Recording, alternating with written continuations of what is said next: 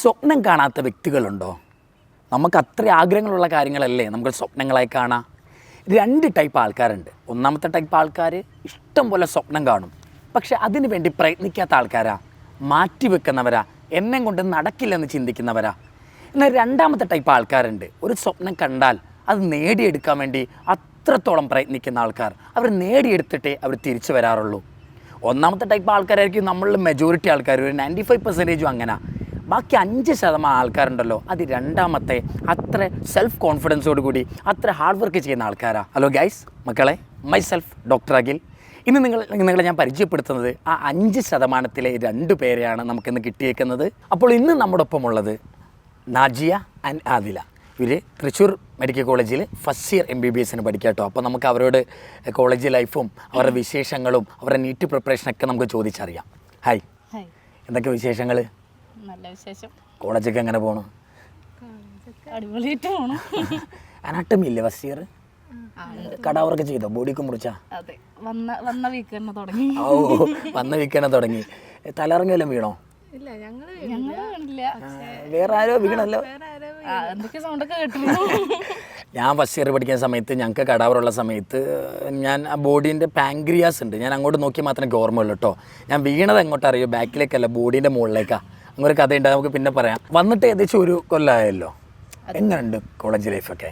അടിപൊളി. അടിപൊളി വരുന്നു. എന്തോ ഒരു കുറവുണ്ട് കേട്ടോ, അടിപൊളിയായിട്ട് വരുന്നുണ്ട്. സ്റ്റഡീസ് വെച്ച് ബാക്കിയെല്ലാം എക്സാമുകൾ കാര്യങ്ങളൊക്കെ വരിക അല്ലേ? ഓക്കെ, ഞാൻ കുറച്ച് കാര്യങ്ങൾ ചോദിച്ചറിയാൻ വേണ്ടി കേട്ടോ. നിങ്ങളുടെ ജൂനിയേഴ്സ് ഇനിയിപ്പോൾ അടുത്ത മാസം നീറ്റ് എഴുതാൻ പോവാണല്ലോ, അപ്പോൾ അവർക്ക് നിങ്ങളുടെ നിന്നൊരു മോട്ടിവേഷൻ കിട്ടണം, അത്രേ ഉള്ളൂ കേട്ടോ. അപ്പം നമുക്ക് നേരെ തുടങ്ങാം. HOD മാരൊക്കെ എങ്ങനെയുണ്ട്? പ്രൊഫസേഴ്സൊക്കെ കലിപ്പാണോ? അത്യാവശ്യം. അപ്പം എല്ലായിടത്തും അങ്ങനെയൊക്കെ കാണും മക്കളെ. അപ്പം ഞാൻ ഒരു കാര്യം ചോദിക്കട്ടെ. ഞാൻ എൻ്റെ ചെറുപ്പത്തിൽ എനിക്ക് എൻജിനീയർ ആകാനാട്ടോ താല്പര്യം. ഒരു ഹൈസ്കൂൾ കാലഘട്ടം. ഹയർ സെക്കൻഡറി ആയപ്പോഴത്തേന് എനിക്ക് ടീച്ചറാകാൻ താല്പര്യം വന്നു. പിന്നെ ഞാനിപ്പോൾ ആയത് ഡോക്ടറാണ് മക്കളെ. അപ്പോൾ ഓരോ ആൾക്കാരും ഓരോ ടൈമിൽ ഓരോ ചിന്താഗതിയാണ് ആകണം എന്നുള്ളത്. നിങ്ങൾക്ക് ഒരു ഏകദേശം ഒരുപാട് 28 ലക്ഷത്തോളം ആൾക്കാർ എഴുതുന്ന ഒരു എക്സാമാണ് നീറ്റ് എക്സാം.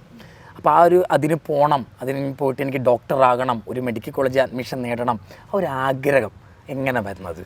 ഞാനും ഈ പറഞ്ഞ പോലെ തന്നെ +2 വരെ ടീച്ചിങ് ഫീൽഡ് എടുക്കാം അങ്ങനെ കരുതി നിന്നിരുന്നതായിരുന്നു. അപ്പോൾ +2 കഴിഞ്ഞപ്പോൾ വെറുതെ ഒന്ന് ക്രാഷ് ചെയ്ത് നോക്കി. അപ്പോൾ കുഴപ്പമില്ലാണ്ട് സ്കോർ ചെയ്തു. അങ്ങനെ അപ്പോൾ ക്രാഷ് ചെയ്തപ്പോൾ എജുപോർട്ടിൻ്റെ യൂട്യൂബ് വീഡിയോസ് ആയിരുന്നു കണ്ടത്.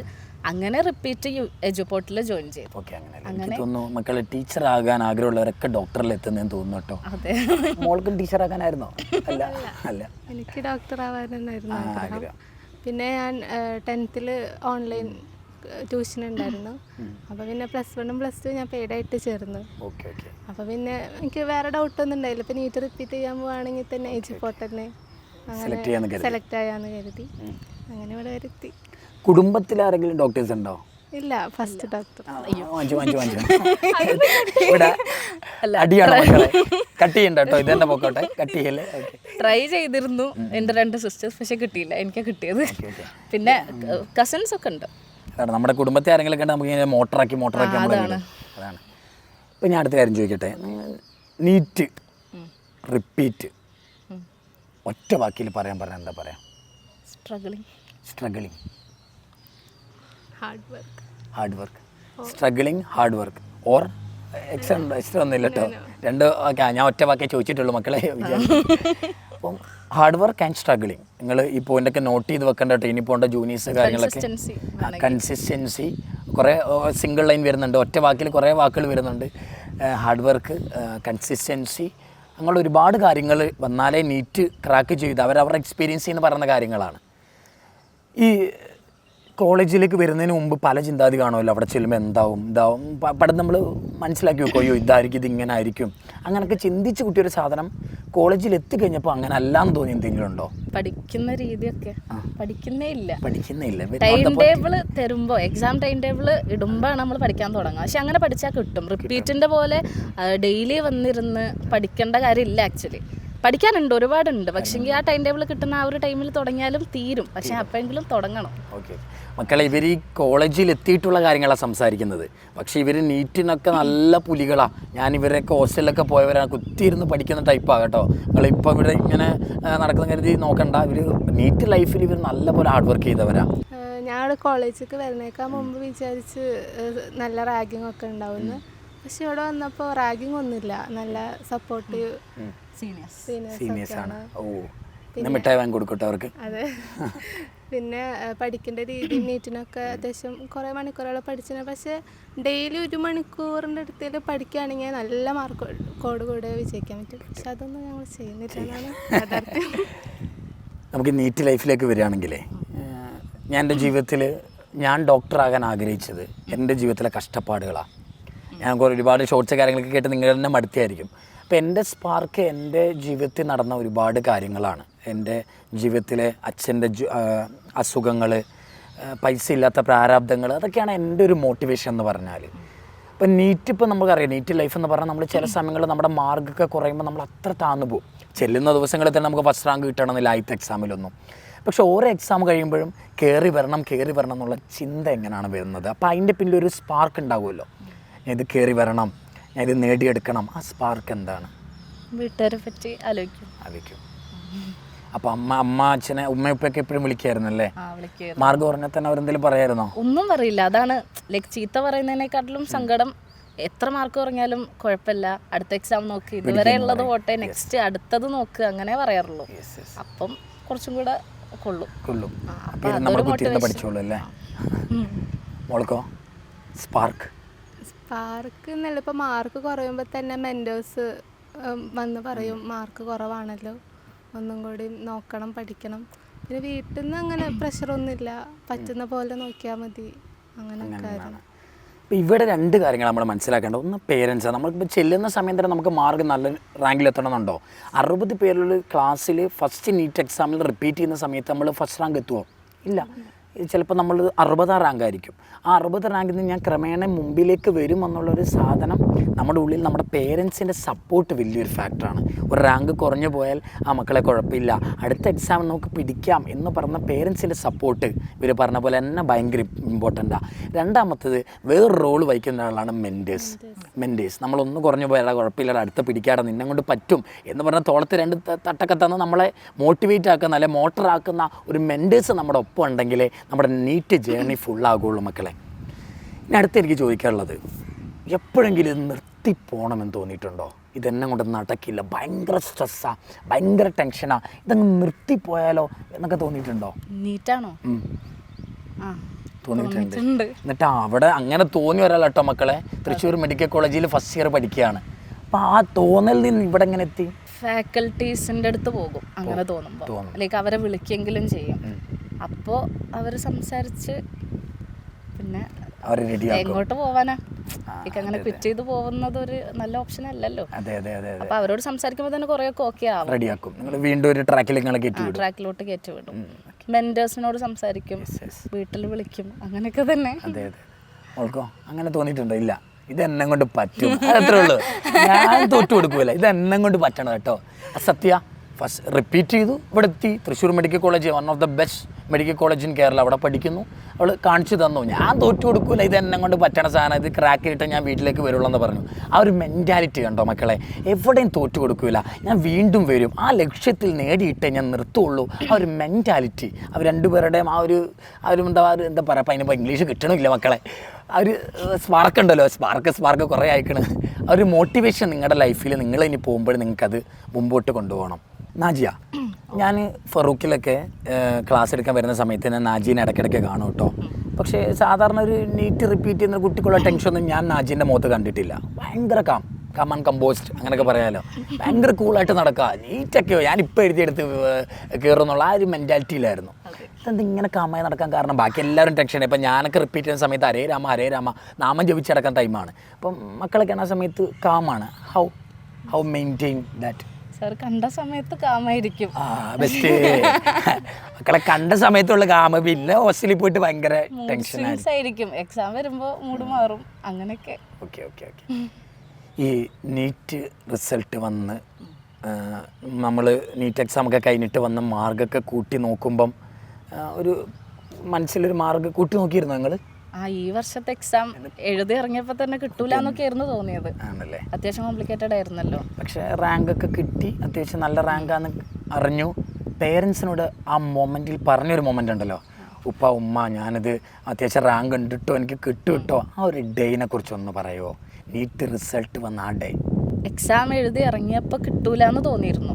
കാരണം കുറേ അൺഅറ്റംപ്റ്റഡ് ഒക്കെ ഉണ്ടായിരുന്നു. പക്ഷേ അപ്പം തന്നെ ഫാക്കൽറ്റീസ് ഒക്കെ വിളിക്കാൻ തുടങ്ങി. ബാക്കിയുള്ള ഇൻസ്റ്റിറ്റ്യൂഷനും മൊത്തത്തിൽ നിന്നുള്ള അഭിപ്രായം പറഞ്ഞു എല്ലാവർക്കും കോംപ്ലിക്കേറ്റഡ് ആണ്, അപ്പോൾ കയറാനുള്ള ചാൻസ് ഉണ്ട്, റാങ്ക് കിട്ടുമായിരിക്കും എന്ന് പറഞ്ഞു. അന്ന് രാത്രി തന്നെ എജുപോർട്ടിൻ്റെ ഓഫീസിൽ പോയിട്ടായിരുന്നു മാർക്ക് കാൽക്കുലേറ്റ് ചെയ്തത്, ഫാക്കൽറ്റീസിൻ്റെ കൂടെ തന്നെ. അപ്പം തന്നെ ഏകദേശം മനസ്സിലായി കേരളത്തിൽ തന്നെ ഏതെങ്കിലും ഒരു നല്ല മെഡിക്കൽ കോളേജ് കിട്ടും എന്നുള്ളത്. മോളോ ഉപ്പ ഉമ്മയൊക്കെ എങ്ങനെ റെസ്പോണ്ട് ചെയ്തത്? കെട്ടിപ്പിടിച്ചൊക്കെ എന്തെങ്കിലും വാങ്ങി തന്നാ? എന്നോട് ഇല്ല, ഒന്നും അല്ല വാങ്ങി തന്നോ ചോദിച്ചാൽ ഐഫോണൊന്നും കിട്ടിയില്ല. ഐഫോൺ ഫസ്റ്റ് ഇയർ വരുന്ന എല്ലാവരും ആഗ്രഹിക്കുന്ന ഒരു സാധനം മക്കൾ ഐഫോൺ. ഇവർക്ക് റീലിൻ്റെ പ്രായമാണല്ലോ. ഐഫോൺ വാങ്ങി തരാം, അതൊന്ന് ഉപ്പയോട് പറഞ്ഞാൽ മതി, ഉപ്പ എന്തായാലും വാങ്ങി തരും. പറഞ്ഞു നോക്കണേ, ഞാൻ പറഞ്ഞു നോക്കാം. ഓക്കെ, മോൾക്കോ ആ ദിവസം? റിസൾട്ട് വന്നെന്ന് നോക്കി, അപ്പോൾ കിട്ടൂലെന്ന് വിചാരിച്ച്. പിന്നെ മറ്റേ സുധീർ സാറിനൊക്കെ വിളിച്ചു നോക്കി, പിന്നെ മെൻറ്റേഴ്സിനെ വിളിച്ചു നോക്കി. അപ്പം ഇങ്ങനെ നോക്കുമ്പോൾ കുഴപ്പമില്ല, പാരൻസിനോടും പറഞ്ഞ് എല്ലാം സന്തോഷമായില്ലേ? സന്തോഷമായി. ഓക്കെ, ഈ നീറ്റ് നേടിയെടുക്കുമ്പോൾ ഏറ്റവും വലിയ ബെനിഫിറ്റ് എന്താ വെച്ചാൽ നമ്മുടെ കുടുംബത്തിലൊന്നും അങ്ങനെ നീറ്റ് എഴുതി ഡോക്ടേഴ്സ് ആരും ഇല്ലെങ്കിലുണ്ടല്ലോ, നമ്മൾ ഡോക്ടറായ പിന്നെ നമ്മുടെ തുടർന്നുള്ള ഒരു ജനറേഷൻ തന്നെ മാറുകയാണ്. പിന്നെ അങ്ങോട്ട് ഡോക്ടേഴ്സ് വരാൻ തുടങ്ങും, അങ്ങനെ ഒരു ചേഞ്ച് ഉണ്ട് ലൈഫിൽ. നമുക്കിനി പഠിക്കുന്ന അക്കാഡമിക്കിലേക്ക് വന്നാലേ ഈ ബയോളജി, ഫിസിക്സ്, കെമിസ്ട്രി ഉണ്ടല്ലോ, ഇതിൽ ഏറ്റവും കൂടുതൽ കുട്ടികൾ പേടിക്കുന്ന ഒരു സബ്ജക്റ്റ് ഫിസിക്സാണ്. നിങ്ങൾ അതെങ്ങനെയാണ് ഡീൽ ചെയ്തത് ആ സബ്ജക്റ്റിനെ? കുറേ ക്വസ്റ്റ്യൻസ് ചെയ്യാം. ക്വസ്റ്റ്യൻസ് ചെയ്തേ തന്നെ ഫിസിക്സ് റെഡി ആവുള്ളൂ തോന്നുന്നത്. കുറേ തിയറി പഠിച്ചിട്ട് മാത്രം കാര്യമില്ല, ക്വസ്റ്റ്യൻ ചെയ്താലേ ടൈം പ്രോപ്പറായിട്ട് മാനേജ് ചെയ്യാൻ പറ്റുള്ളൂ. അതായത് കൺസെപ്റ്റ് ഉണ്ടാക്കാം, തിയറിറ്റിക്കലി കൺസെപ്റ്റ് ഉണ്ടാക്കിയിട്ട് ക്വസ്റ്റ്യൻ ചെയ്യുമ്പോഴാണ് ടൈം മാനേജ്മെൻറ്റും പിന്നെ എങ്ങനെയൊക്കെ ക്വസ്റ്റ്യൻസ് വരാം എന്നുള്ളത് അറിയണമെങ്കിൽ ക്വസ്റ്റ്യൻ ചെയ്ത് തന്നെ നോക്കണമല്ലോ. മോളോ എങ്ങനെ ഫിസിക്സിനെ ഡീൽ ചെയ്തത്? ഫിസിക്സ് ഇതേപോലെ തന്നെ കുറേ ക്വസ്റ്റ്യൻസ് ചെയ്തിട്ടുണ്ടായി. പിന്നെ ഇങ്ങനെ സാറുമാരൊക്കെ ഡൗട്ട് ക്ലിയറൻസിന് വരുമ്പോൾ ഞങ്ങൾ ഇപ്പോൾ എൻ്റെ റൂമിൽ 8 പേരായിരുന്നു. അപ്പോൾ ഇങ്ങനെ ഓരോരുത്തർക്കും ഓരോ ഡൗട്ടൊക്കെ ഉണ്ടാകുമ്പോൾ ആ ഡൗട്ട് ഇങ്ങനെ ഒരു സാറിൻ്റെ അടുത്തേക്ക് ഒരു കുട്ടി പോയി ചോദിക്കും. അപ്പോൾ ആ ഡൗട്ട് വന്നിട്ട് ഞങ്ങളോട് എല്ലാവരുടെ അടുത്തും പറഞ്ഞു തരും. അപ്പോൾ അങ്ങനെ ഡൗട്ട് ഈ ക്വസ്റ്റ്യൻ നീ ചോദിക്കണം, ഈ ക്വസ്റ്റ്യൻ ഞാൻ ചോദിക്കണം, അങ്ങനെയൊക്കെ പോയി കുറേ അങ്ങനെയൊക്കെ ഫിസിക്സ് അങ്ങനെ കുറേ ക്വസ്റ്റ്യൻസ് ഒക്കെ ചെയ്തിട്ടുണ്ട്. നോക്ക്, ഇത് ഒരാൾക്കൊരു സാധനം കിട്ടിയത് ബാക്കിയുള്ളവർക്കൂടെ നിങ്ങൾ ഷെയർ ചെയ്ത് അങ്ങനെ പഠിച്ചൊരു മെൻറ്റാലിറ്റിയാണ് ഇവർക്കുള്ളത് കേട്ടോ. അതൊക്കെ തന്നെയാണ് ഇവിടെ എത്താനുള്ള പ്രധാന കാരണവും. ഞാൻ ഒരു കാര്യം ചോദിച്ചോട്ടെ, ഇപ്പം ഞാനിപ്പോൾ ഒരു ചാപ്റ്റർ പഠിക്കുക കേട്ടോ. ആ പഠിച്ച സമയത്ത് ഇപ്പം ഇലക്ട്രോസ്റ്റാറ്റിക്സ് പഠിച്ചു. അപ്പോൾ അതിലെ ഒരു മെറ്റീരിയൽ തുറന്നു, അതിലെ ക്വസ്റ്റ്യൻസ് എല്ലാം ചെയ്തു. 100 ക്വസ്റ്റ്യൻ ഉണ്ടെന്നിരിക്കട്ടെ. ആ കുട്ടി ആ ചാപ്റ്റർ തന്നെ അടുത്ത മെറ്റീരിയൽ എടുക്കുന്നു, അത് 100 ചെയ്യുന്നു, അടുത്ത മെറ്റീരിയൽ എടുക്കുന്നു. ഇങ്ങനെ മെറ്റീരിയലിൻ്റെ എണ്ണം കൂട്ടുന്നത് നല്ലതാണോ, അതോ ഒരു മെറ്റീരിയൽ തന്നെ വീണ്ടും വീണ്ടും ചെയ്യുന്നതാണോ നല്ലത്? എനിക്ക് തോന്നിയത് ഒരു മെറ്റീരിയൽ തന്നെ വീണ്ടും അല്ലെങ്കിൽ 2 മെറ്റീരിയലൊക്കെ ആയിക്കോട്ടെ. കുറേ മെറ്റീരിയൽസ് ചെയ്യുന്നതിനേക്കാളും ചെയ്യുന്ന ക്വസ്റ്റ്യൻസ് പിന്നെ കിട്ടാണ്ടാവരുത്. ചെയ്യുന്നത് റിപ്പീറ്റഡ് ആയിട്ട് ചെയ്താൽ അത് നന്നാവുമെന്ന് എനിക്ക് തോന്നിയിട്ടുണ്ട്. അത് തന്നെ എനിക്ക് എൻ്റെ റിപ്പീറ്റ് സമയത്ത് എനിക്ക് തോന്നിയതാണ്. ഇപ്പം നമ്മളിപ്പോൾ ഒരു മെറ്റീരിയൽ എടുത്തു, അതിലൊരു ക്വസ്റ്റ്യൻ നമ്മൾ 100 ക്വസ്റ്റ്യൻ ചെയ്യുന്നിരിക്കട്ടെ. ഒരാഴ്ച 100 ക്വസ്റ്റ്യൻ പലത് നമുക്ക് കിട്ടില്ല. ഓൾറെഡി നമ്മൾ ചെയ്തതായിരിക്കും, പക്ഷെ നമുക്ക് കിട്ടാതാവും. അതിനർത്ഥം ആ മെറ്റീരിയൽ നമുക്ക് റെഡി ആയിട്ടില്ല എന്നല്ലേ? ഒരു വട്ടം ചെയ്ത് ആരാണെങ്കിലും മറക്കും. അപ്പോൾ കുറച്ച് കാലം കഴിഞ്ഞിട്ട് അത് തന്നെ റിവൈസ് ചെയ്താൽ കുറച്ചും കൂടെ യൂസ്ഫുൾ ആവും. മൾട്ടിപ്പിൾ മെറ്റീരിയൽ എടുക്കാതിരിക്കുക അല്ലേ മോൾക്ക്? ഇതിനല്ലേ അഭിപ്രായം? മൾട്ടിപ്പിൾ മെറ്റീരിയൽ എടുക്കാതിരിക്കുക, ഒരു മെറ്റീരിയൽ തന്നെ ചെയ്ത് അതിൽ കിങ് ആകുക, പെർഫെക്റ്റ് ആകുക. ഈ ബയോളജിനെ കുറിച്ച് എന്താ പറയാനുള്ളത്? NCERT ലൈൻ ബൈ ലൈൻ ഒക്കെ വായിച്ചിരുന്നു. ഓക്കെ. ഔട്ട് ഓഫ് ക്വസ്റ്റ്യൻസ് ഒന്നും ചെയ്തിട്ടൊന്നുമില്ലല്ലോ, ഒന്നും പഠിക്കാൻ നിന്നിട്ടില്ല. NCERT തന്നെയാണ് അതിൻ്റെ ബൈബിൾ അല്ലേ? ഇപ്പോൾ കെമിസ്ട്രി എങ്ങനെയാണ് മോളെ ഡീൽ ചെയ്തത്? കെമിസ്ട്രി ഓർഗാനിക്കൊക്കെ വരുമ്പോൾ ടെക്സ്റ്റ് ബുക്ക് നന്നായി വായിക്കും. ഓർഗാനിക്കിനല്ലേ? ഇനോർഗാനിക്കിനും വായിക്കേണ്ടി വരും? ഇനോർഗാനിക്കും നന്നായിട്ട് വായിക്കണം. ഇനോർഗാനിക്കും ഓർഗാനിക്കും നന്നായി ടെക്സ്റ്റ് ബുക്ക് വായിച്ചിട്ടുണ്ടായി. പിന്നെ ഫിസിക്കലി കൂടുതലും പ്രോബ്ലംസ് ചെയ്തിട്ടുണ്ടായിരുന്നു. അങ്ങനെ ടെക്സ്റ്റ് കോഡിട്ടൊക്കെ പഠിക്കാറുണ്ടോ? കോഡുണ്ട്. ബയോളജിയിൽ ഉപയോഗിക്കാറുണ്ടോ കോഡൊക്കെ? കോഡൊക്കെ ഇട്ടാ പഠിക്കുന്നല്ലേ? ഇക്വേഷൻ ബുക്ക് ഉണ്ടല്ലോ, ഫിസിക്സ്. അതെ. പല കുട്ടികളും ഇത് ഫോളോ ചെയ്യും. ഞാൻ കണ്ട ഒരുപാട് കുട്ടികൾ ഇത് ഫോളോ ചെയ്യുന്നുണ്ട്. അതായത് കെമിസ്ട്രിയിലെ ഫിസിക്സിലേക്ക് നെയ്മഡ് റിയാക്ഷൻ സെപ്പറേറ്റ് എഴുതി വെക്കുന്നു, ഫിസിക്സിലെ ഇമ്പോർട്ടൻറ്റ് ഇക്വേഷൻസ് സെപ്പറേറ്റ് എഴുതി വെക്കുന്നു. അങ്ങനെ ഒരു ഇക്വേഷൻ ബുക്ക് ഉണ്ടാക്കുന്ന നല്ലതായിരിക്കും. ചില കുട്ടികൾ ബയോളജിക്ക് വേണ്ടി നോട്ട് ഉണ്ടാക്കാറുണ്ട്. അത് പ്രോത്സാഹിപ്പിക്കുന്നുണ്ടോ നിങ്ങൾ? ഇല്ല, ആക്ച്വലി ബയോളജി എവിടെ നിന്ന് വേണമെങ്കിൽ ക്വസ്റ്റ്യൻ ചോദിക്കാം. അപ്പം അങ്ങനെ എല്ലാ ലൈനും അത് ഷോർട്ടാക്കാനില്ല. ഇല്ല. അത് മൊത്തം പഠിക്കണം എന്നാണ്. അപ്പോൾ ഈ എക്സ്ട്രാ പോയിന്റുകൾ കിട്ടുമല്ലോ. ടെക്സ്റ്റ് ബുക്കിന്റെ സൈഡിൽ തന്നെ NCERT സൈഡിൽ തന്നെ ബയോളജി എക്സ്ട്രാ പോയിന്റ്സ് എഴുതാം. പിന്നെ ഭയങ്കര ഇമ്പോർട്ടൻ്റ് അല്ലേ ശ്രദ്ധിക്കാത്തത് ഹൈലൈറ്റ് ചെയ്യാം. അങ്ങനെയൊക്കെ ടെക്സ്റ്റിൻ്റെ ഉള്ളിൽ തന്നെ മോഡിഫിക്കേഷൻ ചെയ്താൽ മതിയാകും. അപ്പോൾ മക്കളെ ബയോളജിക്ക് വേണ്ടി സെപ്പറേറ്റ് നോട്ടിന് എഴുതാൻ നിൽക്കേണ്ട. കാരണം ബയോളജിയിൽ ഏത് ലൈനിൽ വേണമെങ്കിലും ക്വസ്റ്റ്യൻ വരാം. അതൊക്കെ എടുത്ത് എഴുതി സമയം കളയാൻ നിൽക്കേണ്ട. ബയോളജിയിലെല്ലാം ലൈൻ ബൈ ലൈൻ വായിക്കുക, ഡയഗ്രാംസ് നോക്കുക. എക്സ്ട്രാ കിട്ടുന്നതൊക്കെ ബുക്കിൻ്റെ സൈഡിൽ എഴുതി വെക്കുക, ടെക്സ്റ്റ് ബുക്കിൻ്റെ സൈഡിൽ എഴുതി വെക്കുക. സത്യം പറഞ്ഞിട്ടുണ്ടല്ലോ, ഈ നീറ്റ് നല്ലപോലെ കഷ്ടപ്പെട്ടു നല്ല റാങ്ക് നേടി ഒരു തൃശ്ശൂർ മെഡിക്കൽ കോളേജിൽ ഇപ്പം പഠിക്കുന്നു. അതൊരു വലിയ കാര്യം കേട്ടോ. ഇവരെ പഠിപ്പിച്ച ഞാൻ അത് ആ കാര്യത്തിൽ ഞാൻ ഭയങ്കര ഒരു പ്രൗഡ് മൊമെൻറ്റിലാണ് ഞാനിപ്പോൾ നിൽക്കുന്നത്. ഏറി കയറിയിരിക്കണ്. പക്ഷേ ഞാനൊരു കാര്യം ചോദിക്കട്ടെ മക്കളെ, എന്നോട് കുറേ കുട്ടികൾ ചോദിക്കുന്ന ഡൗട്ട് എന്താ അറിയോ, സാർ എനിക്ക് +2 മാർക്ക് കുറവാണ്, എനിക്ക് ഡോക്ടറാകാനൊക്കെ താല്പര്യമുണ്ട്, ഞാൻ നീറ്റിന് പോയി എനിക്ക് കിട്ടുമോ എന്നൊക്കെ ഒരുപാട് കുട്ടികൾ സംശയിക്കുന്ന ആൾക്കാരുണ്ട്. അപ്പം അങ്ങനെയുള്ള മക്കളോട് നിങ്ങൾക്ക് എന്താ പറയാനുള്ളത്? ആക്ച്വലി +2ൻ്റെ മാർക്ക് ഡിപ്പെൻഡ് ചെയ്യുന്നില്ല. +2ന് എത്ര മാർക്ക് കൂടുതലാണെങ്കിലും കുറവാണെങ്കിലും നമ്മൾ റിപ്പീറ്റ് ആ ഒരു വർഷം എങ്ങനെ എടുക്കുന്നു എന്നുള്ളതുപോലെ ഇരിക്കും. ആ ഒറ്റൊരു വർഷം ഹാർഡ് വർക്ക് ചെയ്യാൻ റെഡി ആണെങ്കിൽ ക്രാക്ക് ചെയ്യാൻ പറ്റുന്നതേ ഉള്ളൂ. നീറ്റ് മക്കളെ ഒരു കൊല്ലം കൺസെപ്റ്റോട് കൂടി മെനക്കെടുന്നവർക്ക് ക്രാക്ക് ചെയ്യാൻ പറ്റുന്നതേ ഉള്ളൂ നീറ്റ് എന്ന് പറഞ്ഞാൽ. നിങ്ങൾ +1 +2ൻ്റെ മാർക്കൊന്നും ആലോചിച്ച് വിഷമിക്കൊന്നും വേണ്ട. അതൊന്നും ഇതിനെ ഡിപ്പെൻഡ് ചെയ്യുന്ന കാര്യമല്ല. ആ ഒരു കൊല്ലം നിങ്ങൾ എത്രമാത്രം ഹാർഡ് വർക്ക് ചെയ്തു, എത്രമാത്രം മെനക്കെടുന്നു, അതെല്ലാമാണ് നീറ്റിൻ്റെ ഫൈനൽ റാങ്കിനെ ഡിസൈഡ് ചെയ്യുക അല്ലേ. ഇപ്പോൾ കുറേ നേരമായില്ലേ, നമുക്ക് അവസാനിപ്പിക്കാമല്ലേ. ഞാൻ കുറേ പേപ്പറിലൊക്കെ എഴുതിക്കൊണ്ട് വന്നിട്ടുണ്ട് മക്കളെ, ചോദിക്കാൻ സമയമില്ല, ഇരുട്ടായുണ്ട് കേട്ടോ.